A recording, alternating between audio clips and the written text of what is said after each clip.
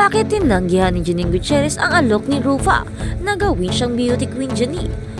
Rufa ABS-CBN Watsons, kung bago ka lang sa channel na ito, huwag kalimutang mag-like, share, comment, and subscribe. Sa dinami-dami ng magagandang mukha sa showbiz, kabilang si Janine Gutierrez sa mga tinanghal na potensyal na beauty queen, hindi lang sa kanyang kagandahan at tangkad, kundi pati na rin sa kanyang utak. Ibinunyag ng cum laude graduate ng European Studies ng Ateneo de Manila na minsang tinanong siya ng kanyang tiyahin na si Rufa Gutierrez kung gusto niyang maging beauty queen. May mga pagkakataong pinangalanan ng mga beauty pageant enthusiast si Janine bilang posibleng kandidato para sa Binibining Pilipinas o Miss Universe Philippines, na ang mga mananalo ay nakikipagkompetensya sa mga kilalang beauty teach tulad ng Miss Universe, Miss World at Miss Intercontinental. Hindi Tinanong ako ni Tita Rufa before, pero gusto ko talaga mag-artista, feeling ko. Kung yung ibang beauty queen naman pagkatapos nun, mag-aartista sila, naiisip ko itutuloy ko na yung pag-aartista ko. Sinagot niya ang tanong ng ABS-CBN reporter na si MJ Felipe sa isang virtual press conference kamakailan. Si Janine ay pamangkin ni Rufa, half-sister ng kanyang amang si Ramon Gutierrez, anak ng singer na si Pileta Corrales, sa aktor na si Eddie Gutierrez. Si Rufa ay isang beauty titles kinoronahang second princess sa Miss Universe 1993. Nagsimula siya bilang isang teen actress noong huling bahagi ng 80s bago nagpa siyang sumali sa beauty pageant circuit.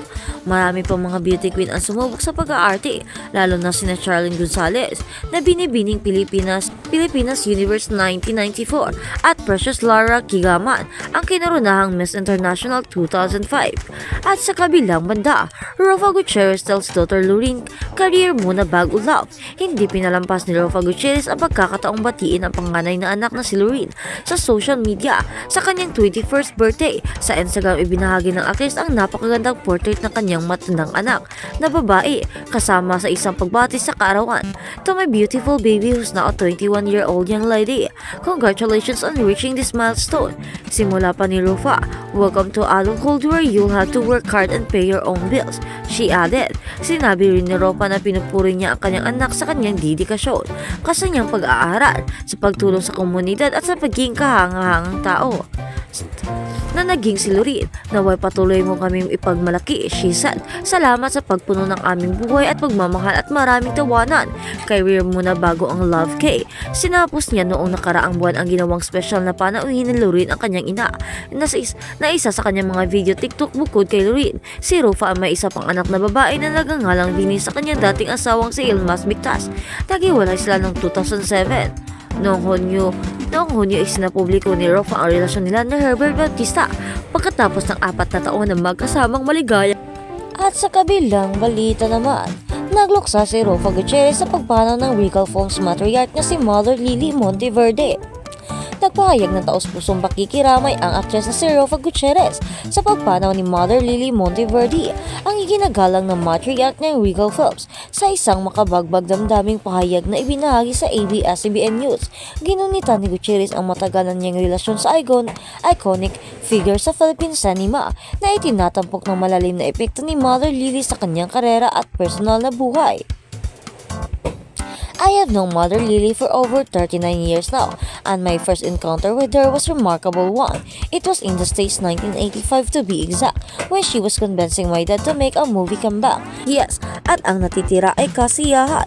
Nagsimula si Gutierrez malinaw na inalala ang napakahalagang pagpupulong na nagmarka na simula ng isang makabuluhang kabanata sa buhay ng kanyang pamilya.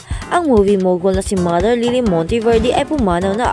Si Monteverde, na mas kilala bilang Mother Lily, ay hindi lamang isang titan sa industriya ng pelikula sa Pilipinas, kung hindi isang nurturing figure sa maraming artista na nasa ilalim ng kanyang pakpak. Si Gutierrez ay isa sa mga kilalang Regal Babies, ay nagpapahayag na kanyang matinding pasasalamat sa mga pagkakataon at pangangalaga na natanggap niya mula sa Monteverde.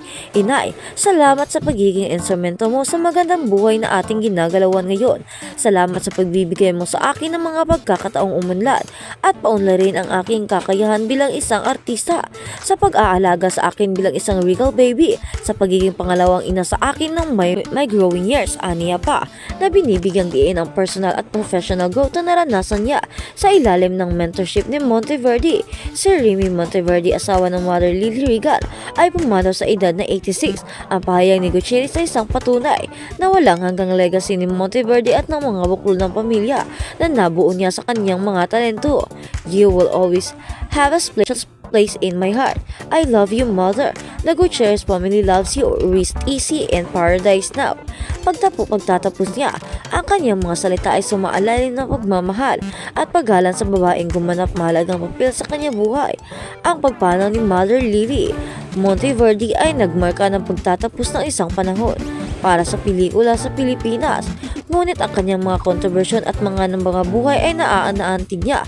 Tulad ng kay Rufo Gutierrez ay tinatadyak na ang kanyang pamana ay patuloy na magbibigay inspirasyon sa mga susunod na henerasyon. Sa kabilang balita naman, Angelica ang umamin, feeling na aabuso ng co-actors. Inamin ng Viva Max actress na si Angelica na nakaramdam siya ng pananamantala mula sa kanyang co-actors sa tuwang gumagawa sila ng sex scenes sa kanyang panayam sa Tony Talks na uploaded noong Linggo, August 4. Ibinahagi ng dalaga na may mga pagkakataon na nakakaramdam siya ng pang-aabuso mula sa kanyang co-actors, lalo na kapag intense ang mga eksena.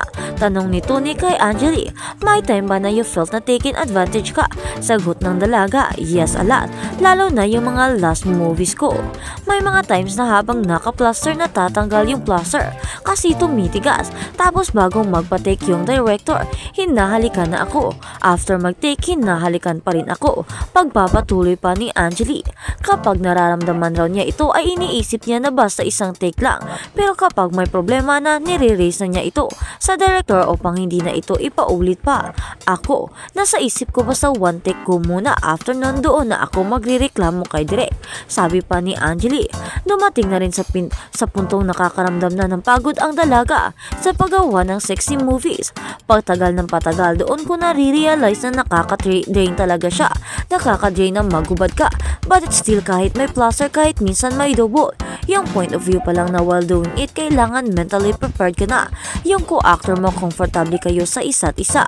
Pagbabahagi pa ni Angeli, at minsan nai-stress din yung mga partner mo kasi yung restriction minsan bawal hawakan sa dibdib or hanggang bewang lang or dito lang sa balikat. Pagpapatuloy pa niya sa Tony Talks na uploaded noong Linggo, August 4. Ibinahagi ng dalaga na may mga pagkakataon na nakakaramdam siya ng pang-aabuso mula sa kanyang co-actors, lalo na kapag intense ang mga eksena. Tanong ni Tony kay Angeli, "May time ba na you felt na taken advantage ka?" Sagot ng dalaga, "Yes, a lot, lalo na yung mga last movies ko. May mga times na habang naka-plaster natatanggal yung plaster